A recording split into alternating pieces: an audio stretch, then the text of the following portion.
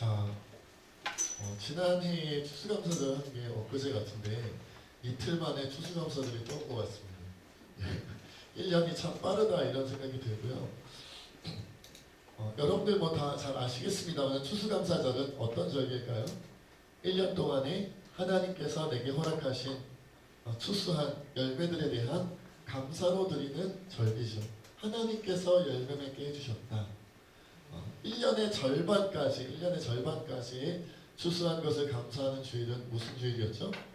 맥추감사주일이었고 1년 전체에 대한 추수감사주일은 바로 오늘 드리는 추수감사절이다 이거죠. 사실 구약에도 추수감사절에 해당하는 그런 절기가 있기는 있었어요. 수장절이라고 얘기하는데 생소하시긴 하죠. 잘 기억나지 않는 이름이긴 한데 출애굽기 23장 16절에 보면 이런 말씀이 있습니다. 맥추절을 지키라. 이는 내가 수고하여 밭에 뿌린 것의 첫 열매를 거둠이니라. 수장절을 지키라. 이는 내가 수고하여 이른 것을 연말에 밭에서부터 거두어 저장함이니라. 그러니까 맥추절은 첫 열매를 드리는, 그래서 1년의 절반을 드리는 그 7월달에 우리가 지키게 되고, 수장절은 1년 전체, 연말에 1년 전체의 수확물에 대한 추수감사절로, 그래서 오늘 우리는 11월 셋째 주일에 주로 한국교회는 많이 추수감사절을 드립니다. 물론 이제 경우에 따라서는 이 11월 셋째 주일날 추수감사절로 지키는 것이 미국 교회의 전통이지 우리에게는 맞지 않는다고 해서 추석에 맞춰서 추수감사절을 드리는 교회들도 있어요. 근데 여러분 농사 짓지 않잖아요. 농사 지으시는 분 주원이 혹시 농사 안 돼요? 까똑님께서는 농사를 지으시는 것 같아요. 그러니까 꼭 우리가 언제 딱 추석이다 언제다 이렇게 지키는 것도 물론 필요하고 중요할 수 있겠습니다만은 어쨌든 1년 전체에 하나님께서 내게 주신 수확물, 소득에 대한 감사로 지키는 그 마음이 더 중요하겠다 이런 생각이 듭니다. 그러니까 중요한 것은 하나님께서 내게 베푸신 것에 대한 감사하는 마음이 있느냐 없느냐가 중요한 거죠. 감사하는 마음. 내게 1년 동안 베풀어 주신 지난 추수감사절 이후로 오늘까지 하나님께서 내게 베풀어 주신 것에 대한 감사하는 마음이 나에게 있느냐 없느냐가 사실은 추수감사절에 더 중요한 의미다라는 거예요. 그래서 만약 우리의 감사하는 마음이 진실되지 못하면 하나님께서 추수감사절을 기쁨으로 받으실 수가 없겠죠. 이사야서 29장 13절에 보면 하나님께서 이런 말씀을 하셨어요. 주께서 이르시되 이 백성이 입으로는 나를 가까이하며 입술로는 나를 공경하나 그들의 마음은 내게서 멀리 떠났나니 그들이 나를 경외함은 사람의 계명으로 가르침을 받았을 뿐이다. 그러니까 입술로는 하나님을 높이고 감사하고 찬양한다고 하지만 마음은 멀리 떠나 있는 경우도 있다는 거예요. 그러니까 여러분 이 시간에 우리가 추수감사절 예배를 드리면서 저기 과일 내셨어요? 안 내신 분들 손 들어보세요. 아니 추수감사절에 과일을 안 내면 어떻게 해요? 중요하지만 중요하지 않다는 거죠. 추수감사절 헌금 하신 분 하신 분 대부분 하셨을 거예요. 안 하신 분 손 들어보세요. 다 이름 다 확인할 거예요. 물론 헌금 추수감사절 절기에 맞춰 헌금하는 거 중요합니다. 그러나 중요하지만 더 중요한 게 있다는 거죠. 무엇이요? 마음을 드리는 거예요. 입술이 아니라 물질이 아니라 더 중요한 것이 드려져야 하는데 무엇이냐면 마음이 드려져야 된다는 마음이 드려져야 된다. 여러분 우리끼리도 그러잖아요. 생일날 선물하시죠. 사랑하는 사람들에게 가족들에게 선물하시잖아요. 그쵸? 하세요. 그런데 물질만 주고 마음을 주지 않으면 그 선물이 의미가 있을까요? 여러분 큰 물질, 값진 물질을 주는 것보다 더 중요한 것은 마음을 줍니다. 마음이 담긴 선물은요 받는 사람이 감동으로 받을 수 있지만 마음이 담겨져 있지 않고 그저 값비싼 고급진 물질만 주어지게 된다면 어떻게 돼요? 감동은 없고 이득을 얻었네 수지 맞았네? 이게 웬일이야? 그죠? 마음이 함께함이 없는 거짓된 모습만 남게 된다는 거예요. 그러니까 추수감사절에는 여러분 뭐 과일도 내면 좋고 헌금도 하면 좋고 하지만 지금부터라도 지금 여러분의 마음을 가다듬으셔야 돼요. 누가 파인애플을 냈네 이런 거 생각하지 마시고요. 야 저거 배추 봐라 배추 누구 머리통만 하다 이런 거 생각하지 마시고 아유 추수감사절 헌금을 깜빡하고 빼먹고 왔네 거기에 마음 뺏기지 마시고요. 이 시간 하나님께서 1년 동안 나를 어떻게 지켜주시고 내게 어떤 은혜와 사랑을 베풀어 주셨는지를 기억하면서 하나님을 기억하고 감사하는 마음을 갖는 것이 중요하다. 그래서 우리의 감사가 입술에 있는 게 아니라 마음과 그리고 삶으로 하나님께 드려져야 된다는 거죠. 그래서 그런 의미에서 여러분들과 세 가지를 좀 살펴봤으면 좋겠어요. 삶으로 마음으로 하나님께 감사한다는 것이 어떤 의미가 있을까? 어떻게 하는 게 진정한 감사가 될까? 그래서 제가 오늘 감격해서 그런지 설교를 시작하면서 이미 목이 쉬었네요. 어제 별로 한 것도 없는데 마치 어제 밤새 기도한 것 같은 착각이 될 정도로 그냥 믿는 대로 믿으세요. 기도했나 보죠? 아멘. 아멘입니다. 아멘 한 번 나오셨습니다. 아멘 두 분 안 계신가요? 아멘. 아유 두 분 나오셔서 좋아요. 예, 다 여러분들 강하시면 이해하시는 거죠. 예, 다 믿으시는 줄 믿습니다. 자 그러면 삶으로 마음으로 하나님께 감사한다는 게 뭐냐? 첫째 감사는 삶의 열매로 드리는 거다. 오늘 본문 말씀 43절과 44절 한번 읽어볼게요. 함께 읽습니다. 시작. 못된 열매 맺는 좋은 나무가 없고 또 좋은 열매 맺는 못된 나무가 없느니라. 나무는 각각 그 열매로 아느니 가시나무에서 무화과를 또는 찔레에서 포도를 따지 못하느니라. 하나님께 감사드리고 하나님께 기쁨을 드리려면요 우리가 좋은 열매를 드려야 돼요. 그래야 기뻐하세요. 여러분 부모님이 여러분이 착한 사람 되기를 좋아하시죠, 그렇죠? 선한 사람, 그죠? 이 사회에서 뭔가 자기의 분야를 잘 감당하는 그런 훌륭한 사람 되기를 원하시죠?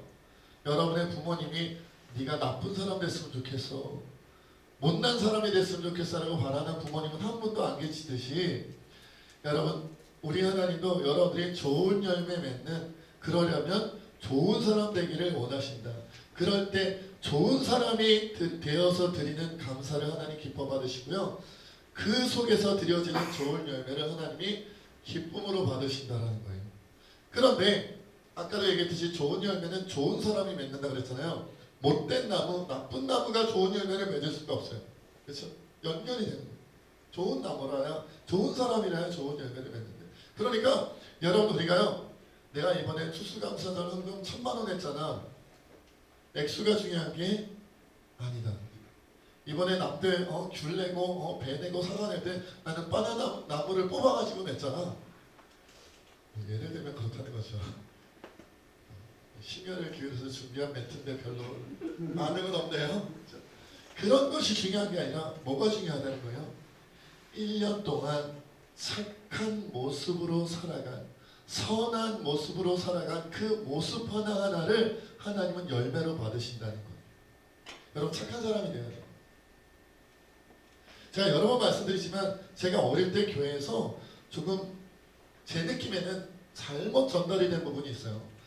구원은 착한 행위, 착한 행동으로 구원받는 게 아니라 예수님을 믿는 믿음으로 구원받는 것이다 라는 것을 너무 강조하다 보니까 착한 행위, 착한 사람 되는 것을 조금 덜 강조, 오히려 어떤 면에서 좀 약간 제외시킨 느낌이 없잖아 있었어요. 제가 교회 학교에서 잘할 때 구원은 믿음으로 받는 거지 착하고 선한 행동으로 받는 게 아니야 라고 너무 강조를 하다 보니까 착한 행동은 별로 중요하지 않은 것처럼 그렇게 느끼게끔 배우면서 자랐다니까요.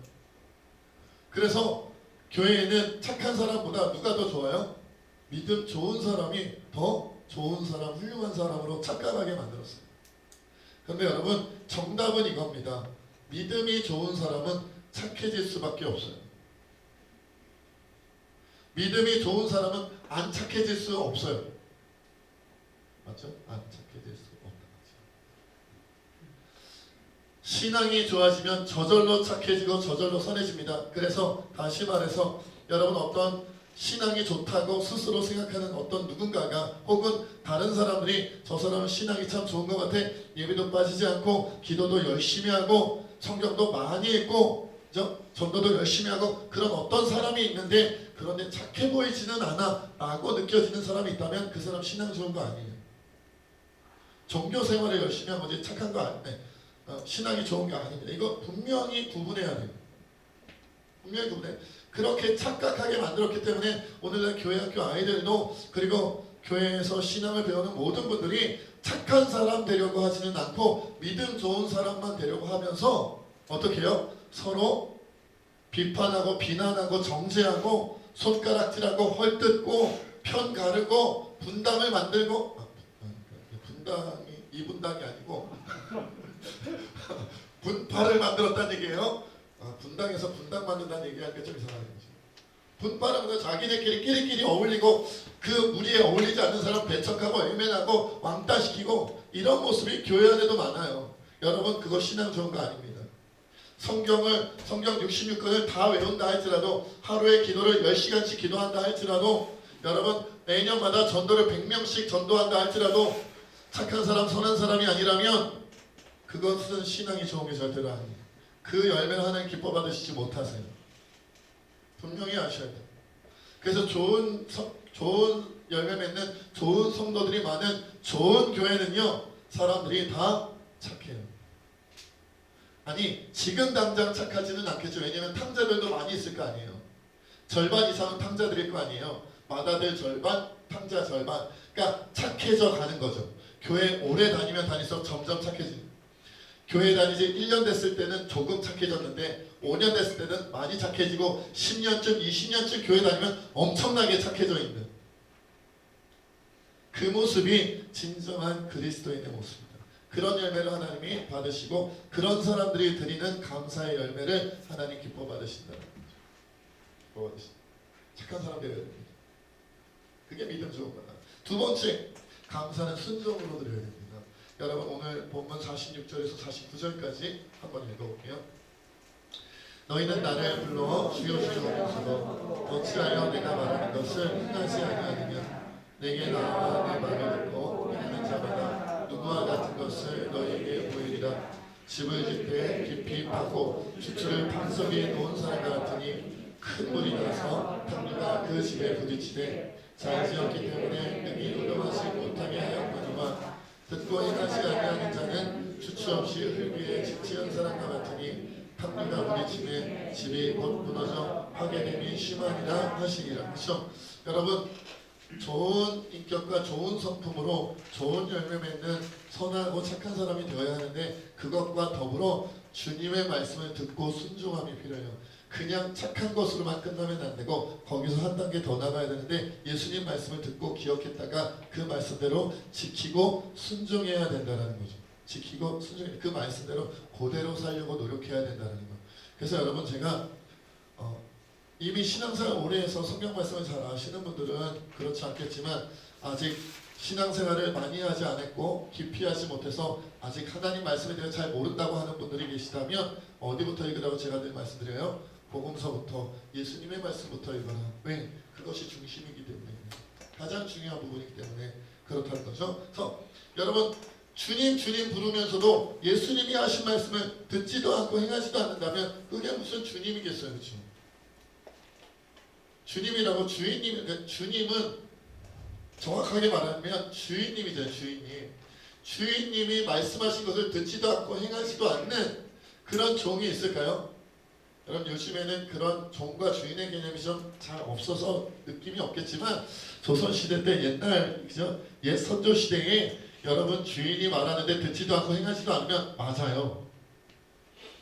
여러 번 맞다가 잘못하면 죽어요. 그죠? 잘못하면 감옥에 갇혀요. 그러니까 우리가 예수님을 우리의 주님으로 고백하면 주인님이라고 불렀다면 뭐라고 말씀하시는지 귀담아 들어야 돼요. 교회 다니면서 예수님 말씀 안 듣는 사람이 생각보다 많아요. 지난주였나요? 지지난주였나요? 어떤 목사님이 그런 말씀하셨다고 그랬죠? 오늘날은 교회가 선교지다. 교인이 선교 대상이라는 거예요. 예수님을 안 믿는 그 교인이 너무 많다는 거죠. 교회에 다니는데 예수님 안 믿는 사람이 너무 많아서 교회에서 복음을 전해야 되고 교회에서 선교해야 된다.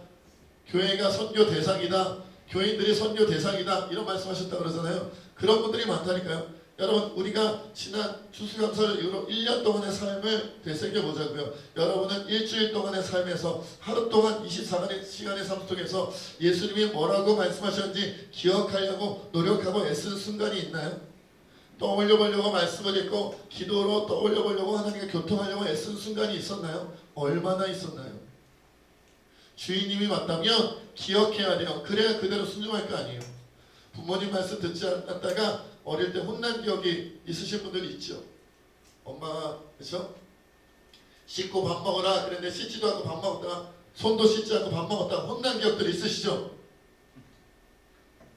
저만 안 씻었나? 그렇죠? 늦지 말고 학교 오죠? 학교 아침 9시까지 가야 된다 그러면 8시에는 집에서 나가야지 늦지 않고 학교에 도달할 수 있으니까 8시 전에는 꼭 집에서 나가라 그랬는데 민기적이라는 게 표준어인가요? 민기적 거리다가 8시 5분 10분에 떠나가지고 꼭 지각해갖고 혼나잖아요. 그렇죠? 뭐라고 말씀하시는지 듣고 기억해야 그대로 순종할 거 아니겠어요? 그리고 듣고 순종하고 행하는 자는요, 그 집의 기초를 반석 위에 놓은 사람과 같아서 어떤 탕류, 어떤 거센 풍파가 있어도 흔들리지 않는데요. 여러분, 우리가 세상 풍파가 우리 앞에 오는 것을 막을 수는 없어요. 주님도 말씀하시잖아요. 반석 위에 집을 지어도 탕류는 집에 부딪힌다고요. 반석 위에 신앙을 지어도 세상 풍파는 우리의 마음을 때린대요. 우리의 삶을 때린대요. 때리는 것을 막을 수는 없는데 무엇을 바꿀 수 있냐면 우리의 신앙을 반석 위에 짓느냐 모래 위에 짓느냐는 우리가 선택할 수 있다는 거예요. 반석 위에 지으면 아무리 때려도 흔들리지 않는 거예요. 경제적으로 어려움이 와서 경제적인 어려움이라는 세상 풍파가 팡 때리는데 반석 위에 예수님의 말씀을 듣고 행하는 반석 위에 우리 신앙을 지었기 때문에 안 흔들려요. 그 모습으로 감사드리는 사람의 마음은 진정한 감사를 드릴 수 있는 거죠. 그런데 듣고 행하지 않는 사람, 여러분, 우리가 물론 예배를 드리지 않고 기도하지 않고 전도하지 않고 헌금하지 않고 이런 모습들이 우리의 신앙을 흔들리게 할 수도 있겠지만 무엇보다 예수님 말씀을 듣고 행하려 하지 않는, 말씀을 기억하려고 하지도 않고 기억함에도 불구하고 그대로 행하려 하지 않는 그런 사람들이 있다면 그는 경제적인 문제가 올 때마다 풍파에 걸려 넘어지고 건강에 어려움이 올 때마다 걸려 넘어지고 인간관계가 어려워질 때마다 걸려 넘어지고 내가 하고자 하는 일이 내가 원하는 대로 이루어지지 않을 때 걸려 넘어지고 때로는 너무 크게 성공해서 교만해져서 걸려 넘어지고 이래도 넘어지고 저래도 넘어지고 그러는 거예요. 어떤 사람이요? 예수님 말씀 기억하지도 않고 기억해도 순종하지 않는 자는 무엇이 와도 잘 돼도 흔들리고 못 돼도 흔들리고 잘 나가도 흔들리고 못 나가도 흔들린다는 거예요. 교만해져서 흔들리고 상처받아서 흔들리고 시험 들어서 흔들리고 외식되고 위선된 모습으로 흔들리고 이렇게 된다는 거죠. 그러니 예수님의 말씀을 듣고 행하여 나의 신앙의 기초를 반석에 둔 사람만이 하나님께 감사를 표현을 할 때 진실된 감사가 나타난다는 거죠. 마지막으로 감사는요, 나의 전부를 드리는 겁니다. 결국 오늘도 부담스러운 말씀을 전하고 말았습니다. 나의 전부를 드리는 거예요. 다니엘서 6장 9절로 10절 말씀은 제가 읽어볼게요. 이에 다리오 왕의 조서에 왕의 도장을 찍어 금령을 내니라. 다니엘이 조서에 왕의 도장이 찍힌 것을 알고도 자기 집에 돌아가서는 윗방에 올라가 예루살렘으로 향한 창문을 열고 전에 하던 대로 하루 3번씩 무릎을 꿇고 기도하며 그의 하나님께 감사하였더라. 이게 이제 어떤 내용인지 잘 모르시는 분들도 있을 것 같아서 배경 설명을 하자면 이런 거예요. 메대와 바사, 그러니까 메대와 페르시아가 연합 국가를 세웠을 때 그때 다리오 왕이라는 사람이 통치를 했단 말이에요. 그런데 그때 유대인이었던, 다시 말하면 속국의 사람이었던, 지배를 받고 있는 피지배 백성이었던 다니엘이라는 사람이 너무 뛰어나서 그 메데 페르시아의 총리가 되었어요. 그러니까 식민지 지배를 받는 백성이 우리들 머리 위에 군림하는 총리가 되니까 그 주변에 있는 왕을 제외한 고위 관직에 있는 신하들이 기분이 나쁘겠어요? 안 나쁘겠어요? 시기 질투가 나겠죠? 그러니까 저 다니엘을 없애야겠는데 어떻게 하면 없애야 될까 고민하다가 다니엘은 너무 정직하고 깨끗하고 바른 사람이라, 지혜로운 사람이라 다른 걸로는 그를 넘어뜨리게 할 수 없고 무엇으로 넘어뜨려야 된다? 여호와 하나님을 섬기는 믿음으로 넘어뜨려야 된다 해서 왕을 꼬드깁니다. 다리오 왕을 꼬드겨요. 어떻게 꼬드기느냐? 왕이시여 당신은 위대한 왕이지 않습니까? 그러니까 앞으로 30일 동안 다리오 왕을 제외한 그 어떤 왕이나 그 어떤 신이나 그 어떤 사람에게도 절하거나 경배하지 못하게 하시라. 그래서 왕의 위대함을 드러냅시다라고 꼬셔요. 30일 동안 못하게 하세요. 왕이 또 기분 좋잖아요. 내가 위대하다는데. 그래서 그냥 도장을 찍어서 선포해버렸어요. 이제 도장 찍고 선포했으면 이제 그 법은 30일 동안 지켜야 되는 거예요. 무슨 일이 있어도. 근데 그 사실을 알고도 이제는 하나님께 절을 하거나 하나님께 경배하거나 하나님께 기도하면 안 되는 거예요. 30일 동안. 그런데도 다니엘은 이 조서에 왕의 도장이 찍혀서 선포된 것을 알고도 자기 집에 돌아가서 예루살렘을 향해 창문을 열고 원래 하던 대로 하루 3번씩 무릎 꿇고 기도하는데 하나님께 감사의 기도를 올렸더라. 여러분 평상시는 창문 열고 기도해 하나님께 감사 기도했지만 이제 이 왕 외에는 절하면 안 된다, 경배하면 안 된다라는 이 조서가 통과되었고 반포되었으니까 이제 창문 닫아놓고 기도해도 되잖아. 30일 동안만. 남들한테 들키면 죽는데, 사자굴에 들어가는데. 그래도 되는데 다니엘은 그냥 하던 대로 하는 거예요. 내가 감사의 기도를 하나님께 올려드린 것을 숨길 이유가 없다. 하나님께 감사하는데, 하나님께 경배하는데 누가 뭐라고 하냐? 그대로 하던 대로 창문 활짝 열어놓고 창문 활짝 열어서 하루 3번씩 감사의 기도를 하나님께 올려드렸더니 아니나 다를까, 그쵸? 다니엘을 시기 질투하던 사람들 지켜보고 있다가 역시나 보시오, 다니엘이 왕의 명령을 어기고 지금 다 자기가 믿는 하나님께 지금 경배하며 기도하고 있으니, 절하고 있으니 하나님 당신의 법을 어겼습니다 하고 사자굴로 집어넣게 되는 거죠. 그 다음에 사자굴에 들어간 다음에는 어떻게 되었어요? 하나님께서 다니엘을 살려주셨죠. 그건 사실 중요하지 않아요. 사자가 다니엘을 잡아 먹었어도 사실은 상관이 없어요. 우리가 봐야 되는 건, 봐라, 사자가 다니엘을 잡아먹지 못하도록 하나님이 지켜주시지 않냐, 보호해 주시지 않냐, 그거는 그 다음에 하나님이 하실 일이고요. 우리는 거기까지만 보면 돼요.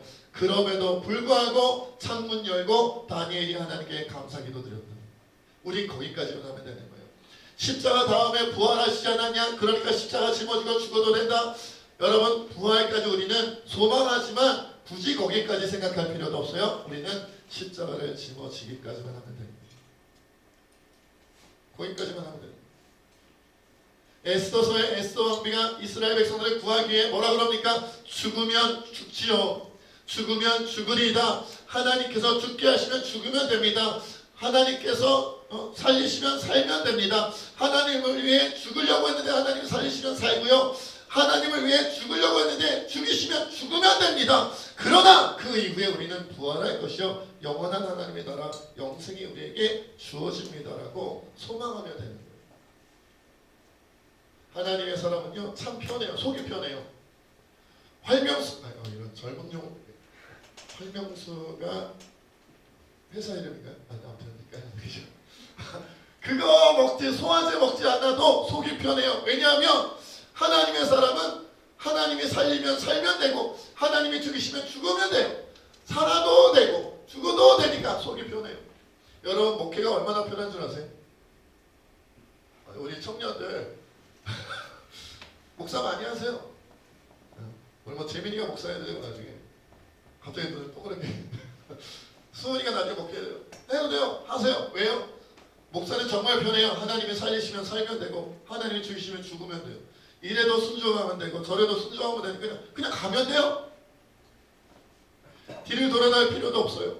그냥 예수 그리스도의 표대로 가면 되는 거예요. 그럼 뭐가 어려워요? 앞으로 가는 거 어려워요? 앞으로 가면 된다니까요. 십자가를 향해 예수님을 향해 가면 되는 거예요. 그리스도에는 가면 되는 거예요. 그래서 이것만큼 쉬운 일이 없어요. 가다가 죽으면 어떡하지? 이런 거 생각하니까 신앙생활이 어려운 거예요. 가다가 죽으면 어떡하지? 이런 거 생각하니까 목회가 어려운 거예요.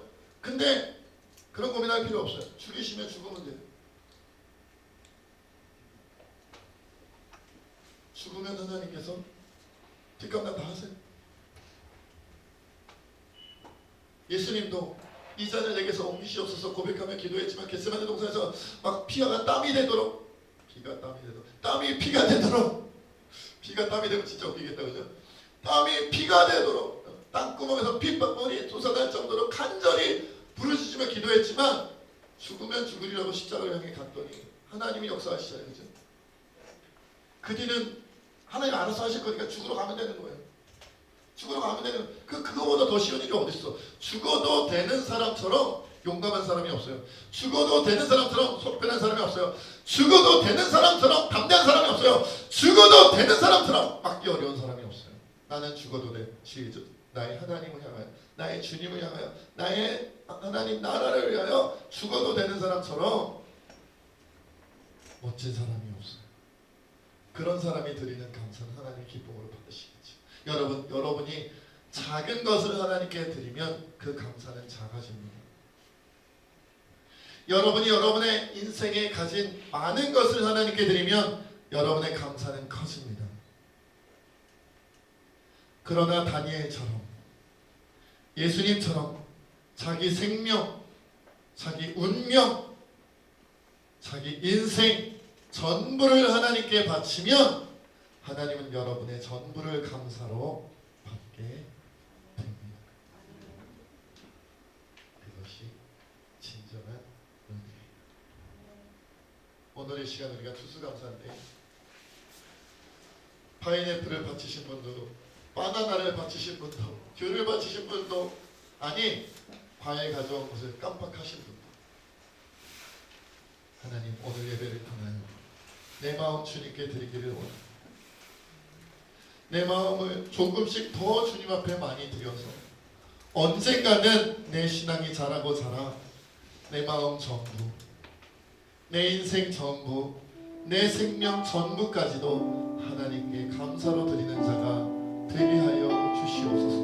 우리 시간 함께 하나님 앞에 고백하며